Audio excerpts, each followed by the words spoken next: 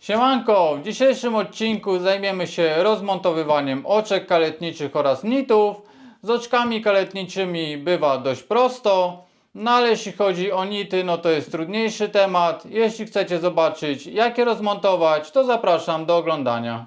Dzisiaj zajmiemy się rozmontowywaniem nitów oraz oczek kaletniczych, więc trzasnę sobie ze dwa nity.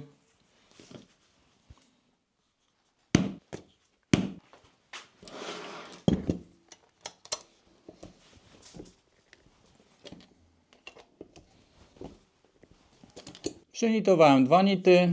Zazwyczaj staram się używać nitów dwustronnych, czyli Lux z podwójną głową. One są na tyle dobre, że nawet jeśli są widoczne wewnątrz torebki, czy wewnątrz portfela, czy innych wyrobów, to one nie są w stanie nic zarysować. Dużo łatwiej je roznitować niż nit właśnie jednostronny, gdzie tutaj mamy głowę, a tutaj jest tylko płaska noga z otworem. Wykonałem też jedno oczko kaletnicze. Zaraz pokażę Wam, jak to wszystko rozmontować. Zaczniemy od oczka, bo jest najprościej. Potrzebne nam będzie coś do wiercenia. Dość spore wiertło, tak żebyśmy mogli ściąć ten wywinięty kołnierz.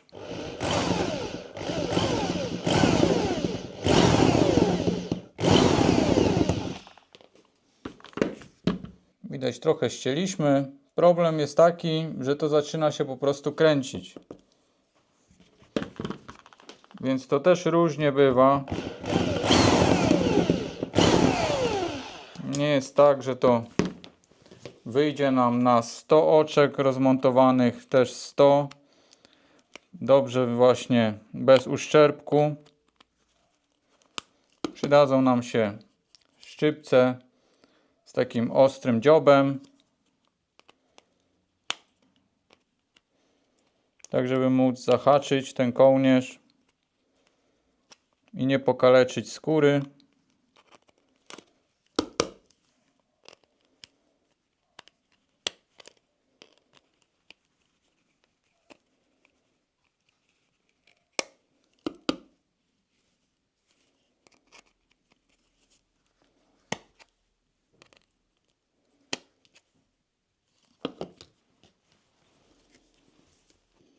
Teraz będziemy starali się wypchnąć to, co się wywinęło.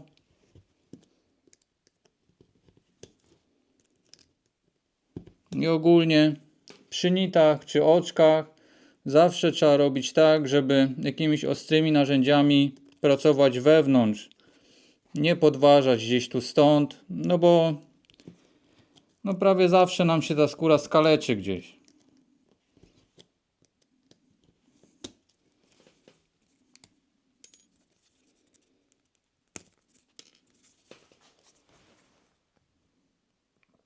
Także udało się to rozmontować bez uszczerbku. Także oczko mamy z głowy. Teraz przechodzimy do nitów. No i tu zależy, czy mamy możliwość użycia wiertarki albo jakiejś wkrętarki. No czy nie mamy. Bo jeśli zobaczymy właśnie, że ten nit jest źle nabity, albo nam się tutaj łeb jakoś zmiażdżył na napownicy i dopiero to wyjdzie później, no bo zwrócimy dopiero później na to uwagę. Więc tutaj są dwie opcje. Ja jeśli rozmontowuję nity, to jeśli robię to ręcznie, to robię to zawsze od strony nogi.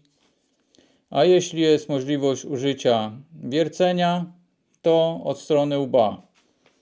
Będziemy to widzieli, ponieważ zazwyczaj tu na łbie odbije nam się zgnieciona noga, po prostu ten czpień cały. Tutaj widać takie małe kółeczko, a tutaj go nie ma. Czyli tutaj mamy nogę, a tu jest cały ten bolec, który wystaje z nogi, zagnieciony na spodniej warstwie łba.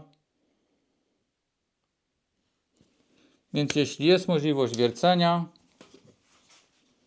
to musimy nabić sobie jakiś punkt w centralnym miejscu.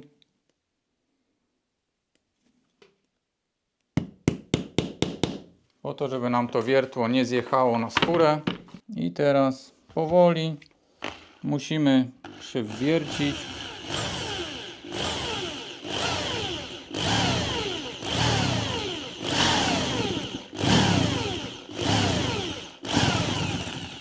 Coś takiego uzyskaliśmy.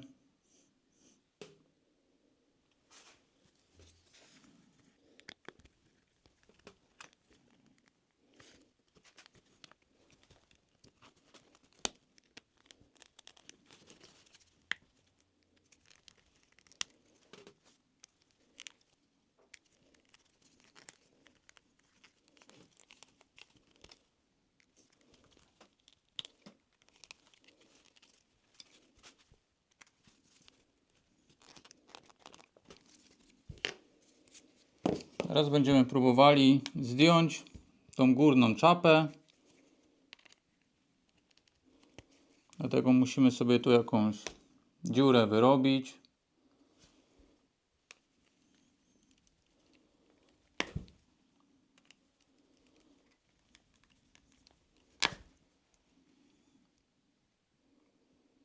Jak widać, udało się to zdjąć. I teraz to, co zostało, musimy zgiąć w tulejkę, pościągać to do siebie.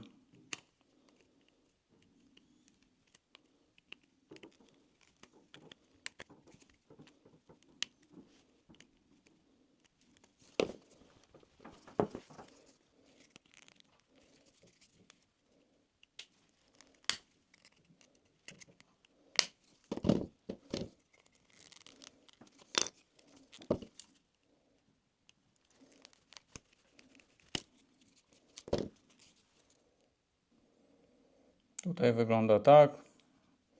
Tutaj lekko skóra jest uszkodzona, no ale jest to uszkodzenie w obrębie tego odgniecionego elementu, więc będziemy mogli ponownie tutaj zamontować nita. I nic nie będzie widać. Ta opcja z wierceniem, no to jak dla mnie jest gorszy wybór, ponieważ właśnie w wyniku tego wiercenia ten dekiel zaczyna się kręcić, no i często jest możliwość, że no może nam uszkodzić tą skórę. To są pojedyncze przypadki, jeśli musimy to rozmontować, więc zazwyczaj jednak wybieram ręczną metodę. No wydaje mi się, że jest bardziej precyzyjna i mniejsza szansa na uszkodzenie.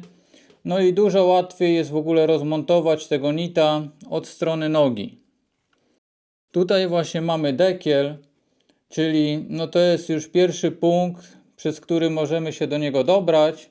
Jeśli mamy nita jednostronnego, no i tutaj jest tylko ta stopa bez tego dekla, no to zazwyczaj ona jest mocno wciśnięta w skórę, no i nie ma po prostu jak go tam chwycić. Tutaj wiemy, że to jest noga, więc jest tu otwór wewnątrz pod tym deklem. Łatwo wbijamy się. No i teraz musimy znowu dobrać się do tego dekla.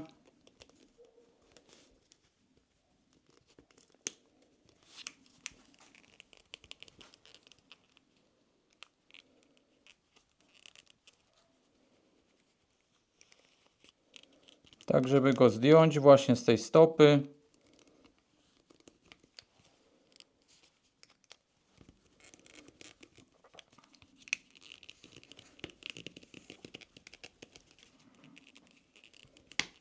Nie jest to najprostsza czynność, dlatego lepiej starać się,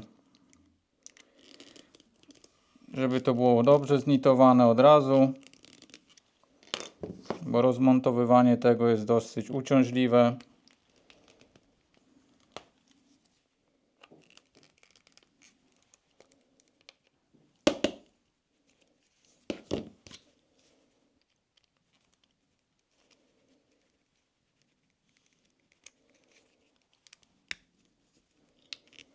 Staramy się też ręce trzymać od tej strony, gdzie wbijamy, bo często można sobie wbić w palucha.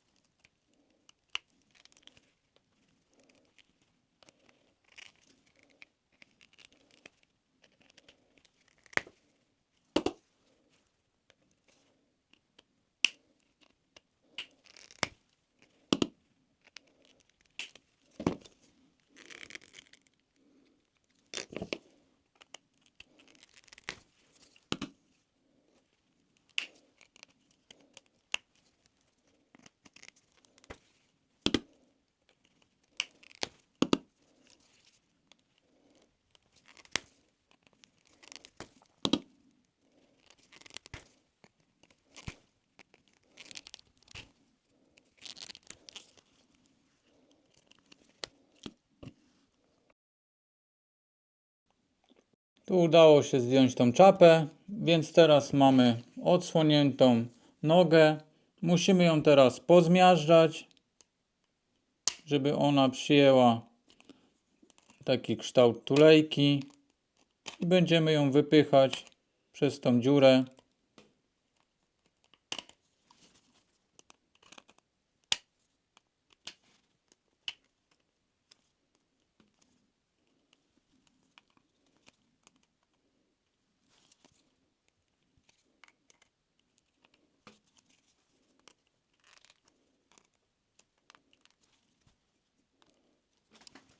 Tak to mniej więcej trzeba złożyć i będziemy powoli wypychać.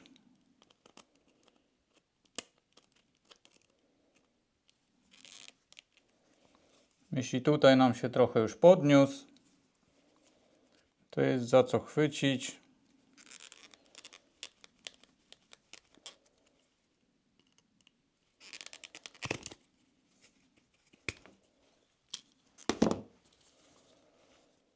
Tak to wygląda z tej strony.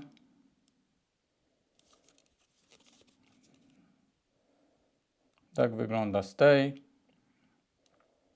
Także tak jak wspominałem, ten sposób jest trochę trudniejszy. No ale mamy tutaj większą kontrolę nad tym wszystkim. No i tu jest to wykonane w ogóle bez uszczerbku na żadnej ze stron. Staramy się unikać, no ale jeśli coś takiego się już zadzieje, no to stosowałbym jednak tą drugą metodę, właśnie z dojściem od strony nogi, zdjęciu tej czapy dolnej i zwinięciu stopy, żeby przepchać to wszystko przez otwór. Nie jest to najprzyjemniejsza i najprostsza rzecz, no ale wydaje mi się, że warto to znać, no bo prędzej czy później każdy będzie musiał coś takiego zrobić. No a nie zawsze też się da zrobić cały element od początku, ponieważ to może być już za późno. No albo mamy wartościowy materiał, trafiła się pomyłka, więc trzeba to jakoś uratować. Na dzisiaj to już wszystko. Mam nadzieję, że te informacje się Wam przydadzą. Życzę Wam także jak najmniej takich błędów. No a jeśli odcinek się Wam podobał, to zostawcie łapkę, komentarz dla zasięgu i trzymajcie się. Cześć!